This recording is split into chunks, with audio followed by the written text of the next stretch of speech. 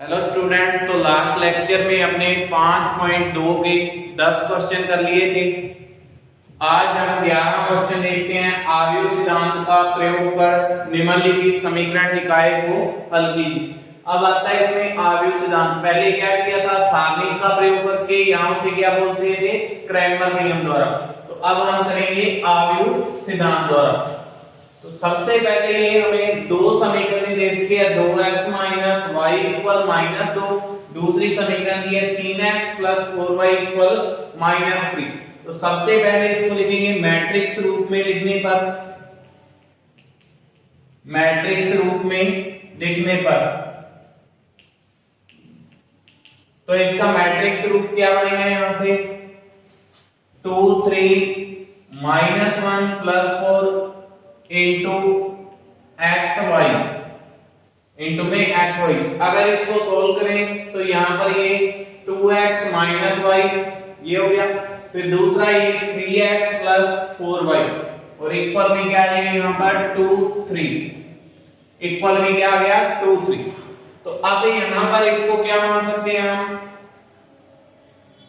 तो capital AX इसको मान लेते हैं हम कैपिटल A इनटू इसको कैपिटल X इक्वल में इसको क्या मान लिया कैपिटल B। अब देखो हमें किसकी वैल्यू चाहिए, समीकरण निकाय को हल करना है तो x और y की वैल्यू ज्ञात करनी है। हमें किसकी वैल्यू ज्ञात करनी है, x और y की। यहां से क्या बन गया ax = b। तो यहां पर दोनों पक्षों में a इनवर्स से गुणा करने पर, दोनों पक्षों में किसका गुणा करोगे, a इनवर्स का। जो यहां पर वैल्यू दे रखी है, अगर इसको आपने b माना है तो b इनवर्स का गुणा करोगे, इसको c माना है तो c इनवर्स का गुणा। जो यहां पर वैल्यू जिसको जो भी माना है उसके इनवर्स का आप क्या करोगे, गुणा कर लेगा। तो क्या आ जाएगा a inverse into ax equal में a inverse b। a inverse से गुणा किया तो ये a inverse a into ax और a इनवर्स b। अब यहां पर ये a इनवर्स a है तो a inverse a into x equal में a इनवर्स b, ये लिख सकते हैं यहां से। तो a इनवर्स a किसी भी जो भी आकृति है उसका उसके इनवर्स वाले से गुणा करते हैं तो वो कितना आ जाता है, इकाई मैट्रिक्स। तो यहां से क्या आ जाएगा Ix इक्वल में a इनवर्स b। जो इकाई मैट्रिक्स का गुणा किसी के भी साथ करते हैं तो वही वापस आ जाता है।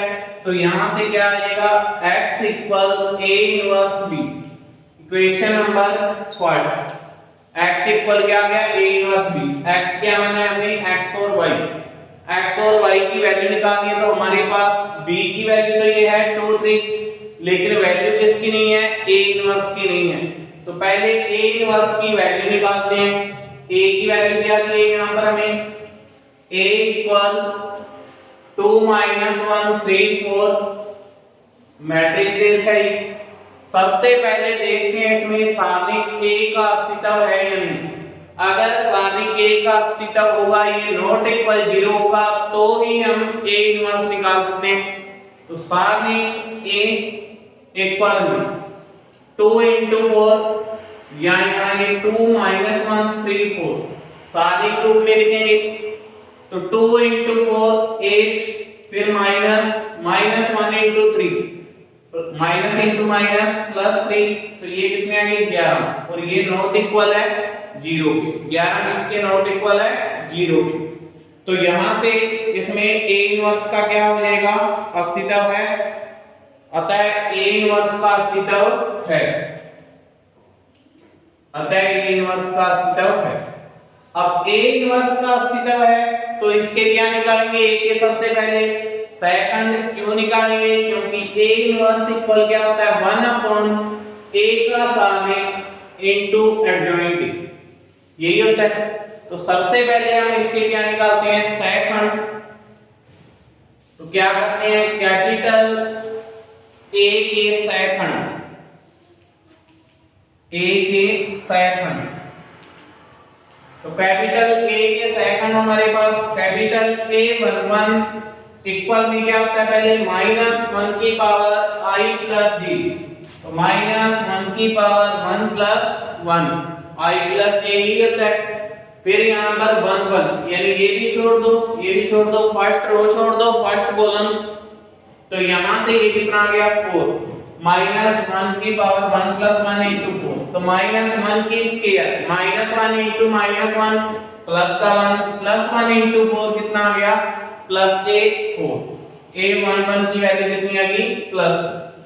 A12 की निकालें तो देखो यहाँ पर ये किसका होगा माइनस का, इस प्रकार से होते हैं ये प्लस माइनस माइनस प्लस यही होते हैं।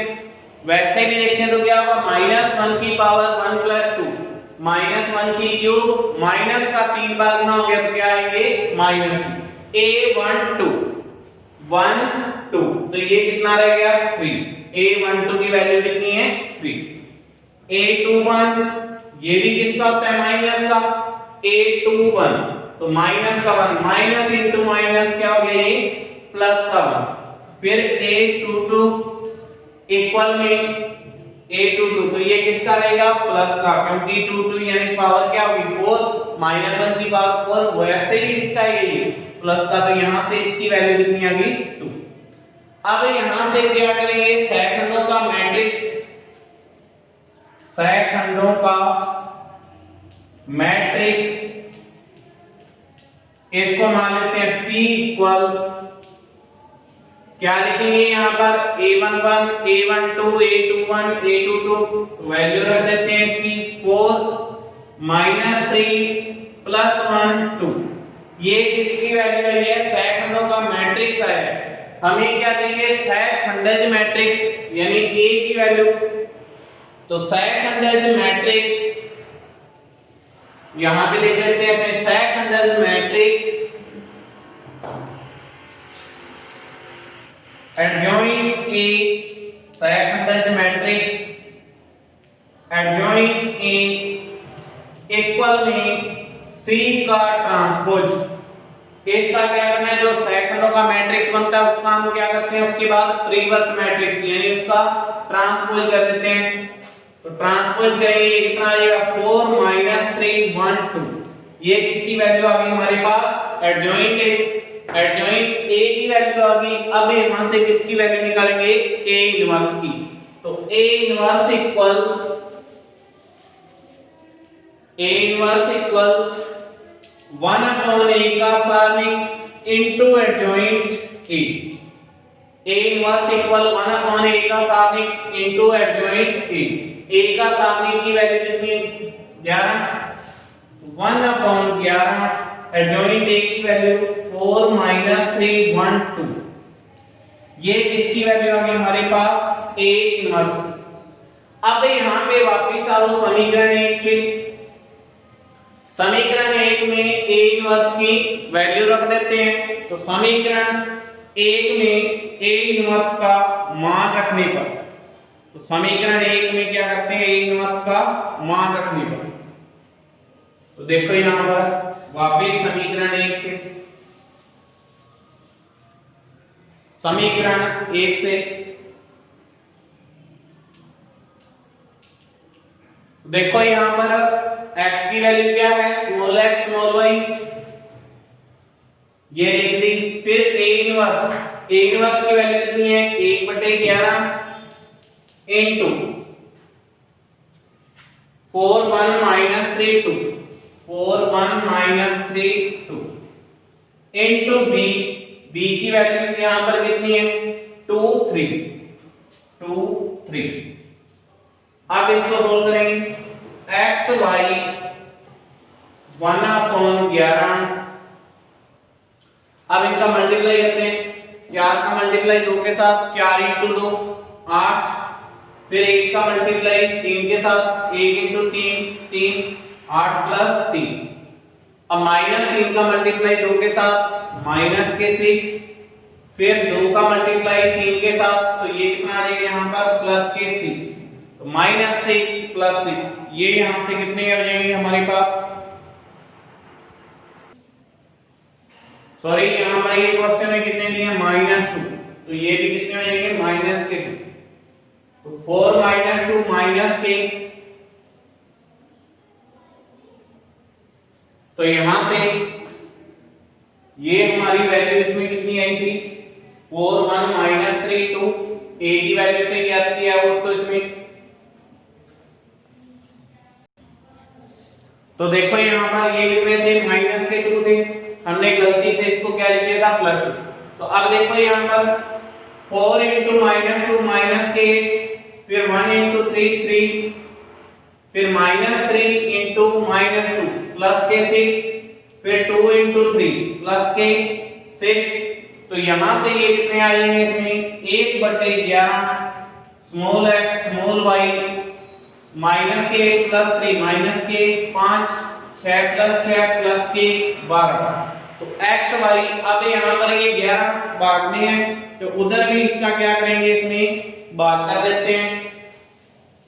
तो x y इक्वल, तो small x small y equal में -5/11 12/11। तो x की वैल्यू हमारे पास कितनी आ गई -5/11, y की वैल्यू 12/11। इस प्रकार से इन इक्वेशनों को सॉल्व करोगे। सबसे पहले जो इक्वेशनें दी है उनको किस रूप में लिख लो, मैट्रिक्स के रूप में लिख लो। उसके बाद जो यहां पर आप वैल्यू जैसे ये रख रहे हो 2 3 1 -1, इसको जो भी आपने माना है x y के गुणांकों को a b c, ठीक है, तो उसके इनवर्स का क्या करोगे दोनों पक्षों में गुणा करोगे।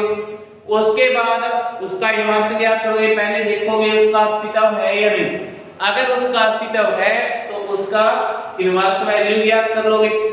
फिर उसके बाद यहां पर वापस समीकरण 1 पे आ जाओगे और वैल्यू रख के उसको ज्ञात करो।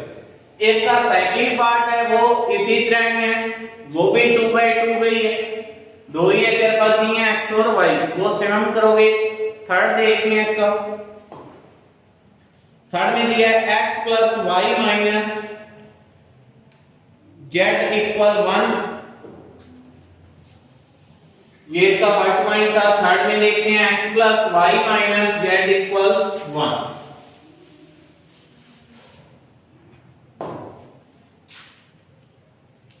x + y + z = 1, x + y - z। और इसमें दूसरी इक्वेशन दी है 3x + y -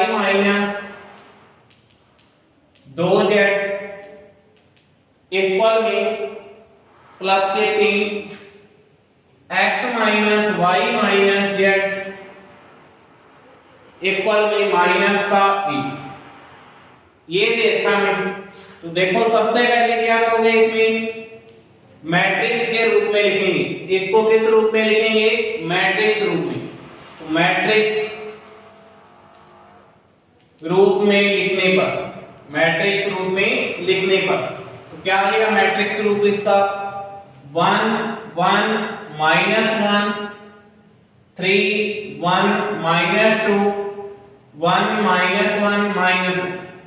यहां पर क्या आ जाएगा हमारे पास x y z इक्वल में 1 3 -1। देखो अगर इनका इसके साथ मल्टीप्लाई करके लिखते जाएं तो ये हमारे पास इक्वेशनें ज्ञात होगी। अब देखो यहां से इसको क्या लिख देते हैं कैपिटल AX इक्वल में B, क्या लिख दिया कैपिटल AX इक्वल में B। वही चीज किससे गुणा करेंगे दोनों पक्षों में A इनवर्स का गुणा करने पर, दोनों पक्षों में A इनवर्स का गुणा करने पर।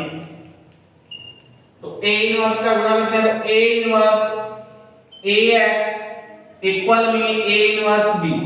A इनवर्स A हमारे पास इकाई matrix IX equal A inverse B। इकाई मैट्रिक्स का किसी के साथ गुणा करते हैं वही वापस आ जाता है। तो x इक्वल क्या आ गया यहां से A inverse B, equation number 5। अब यहां पर वैल्यू हमें किस किस की चाहिए B की वैल्यू है ही हमारे पास, और किसकी वैल्यू चाहिए A इनवर्स की।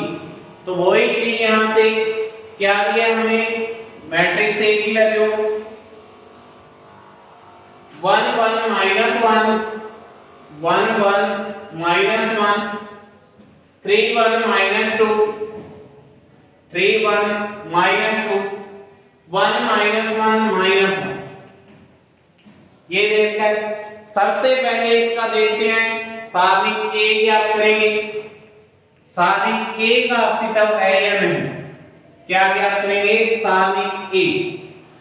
अब देखेंगे सारणी ए का अस्तित्व है या नहीं। तो 1 इन ये यहां पर रो छोड़ दो और ये कॉलम, तो 1 × -1 माइनस के 1 फिर -1 × -2 प्लस के 2, लेकिन प्लस माइनस क्या आ गया?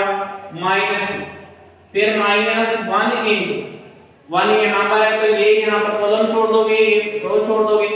3 × -1 -3 फिर माइनस का साइन -2 × 1 माइनस के 2, लेकिन माइनस × माइनस प्लस के 2 फिर प्लस माइनस का 1 है तो प्लस माइनस क्या आ जाएगी? -1 ही हो जाएगी। अब -1 यहां पर है तो ये यहां पर कॉलम छोड़ दोगे, ये रो छोड़ दोगे। 3 × -1 -3 फिर -1 × 1 1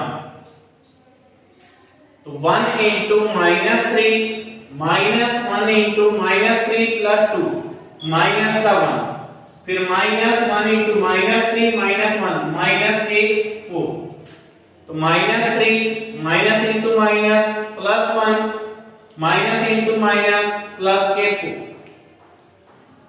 प्लस 1 प्लस 4 प्लस के 5 प्लस 5 -3 तो प्लस के 2 कितने आ गए हमारे पास? प्लस के 2। अब प्लस के 2 यानी सारणी ए की वैल्यू आई है, ये क्या है? नॉट इक्वल 0 के, अतः ए इनवर्स का अस्तित्व है। अतः ए इनवर्स का अस्तित्व है। यहां से क्या प्रूव हो गया हमारे पास? ए इनवर्स का हमारे पास अस्तित्व है।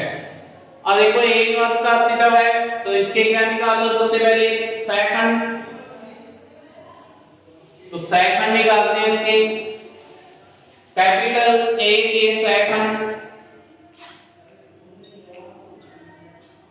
कैपिटल ए के सेकंड A11 पहला ये प्लस का ही होता है, इस प्रकार से होता है ये 3/3 का plus minus plus minus plus minus plus minus plus, ये अल्टरनेट ही चलते हैं एकांतर क्रम में। एकांतर क्रम का अर्थ है पहले प्लस फिर माइनस फिर प्लस, और ये भी इस तरह से अल्टरनेट होते हैं कॉलम की बात करें तो भी। अब देखो यहाँ पर A11 की वैल्यू निकालनी है, ये हमें पता है प्लस का होता है। A11 ये छोड़ दो यहाँ पर, बाकी वैल्यू देख लो। 1 - 2 -1 -1 सोल्व करते हैं इसको। 1 × -1 माइनस का 1 फिर माइनस -2 × -1 कितने आएंगे यहाँ से? प्लस के 2, लेकिन प्लस माइनस माइनस, तो ये कितना आ गया? माइनस का 3। A11 की वैल्यू कितनी आ गई? माइनस के 3। A12 किसका होता है? माइनस का। A12 1 2 ये छोड़ दोगे। 3 - 2 1 -1 3 - 2 1 -1 इक्वल में माइनस 3 × -1 माइनस के 3 -2 × 1 माइनस के 2 माइनस × माइनस प्लस के 2, तो -3 प्लस 2 -1 माइनस × माइनस प्लस का 1। ये किसकी वैल्यू आ गई हमारे पास? A12 की। A13 फिर किसका होगा? प्लस का। A13 देखो अभी यहाँ पर सीधी वैल्यू इसमें यहीं से निकालते हैं। A13 ये छोड़ दिया। 3 × -1 माइनस के 3 माइनस 1 × 1 तो ये यहाँ पर किसके आ जाएंगे? माइनस के 4। फिर A21 की वैल्यू निकालते हैं। A21 ये फिर किसका होगा? माइनस का। 2 ये यानी second row first column 1 × -1 minus का 1 फिर माइनस -1 × -1 प्लस का 1, लेकिन प्लस माइनस माइनस 1 -1 माइनस के 2 माइनस इंटू माइनस प्लस के 2। तो a21 की वैल्यू किसकी कितनी आ गई प्लस के 2 a22। अब 22 है यानी सेकंड रो और सेकंड कॉलम 1 इंटू -1 माइनस का 1 ये किसका हो गया यहाँ पर प्लस का, फिर -1 इंटू +1 माइनस का 1 लेकिन माइनस इंटू माइनस +1 तो -1 +1 ये किसका हो गया 0 a23।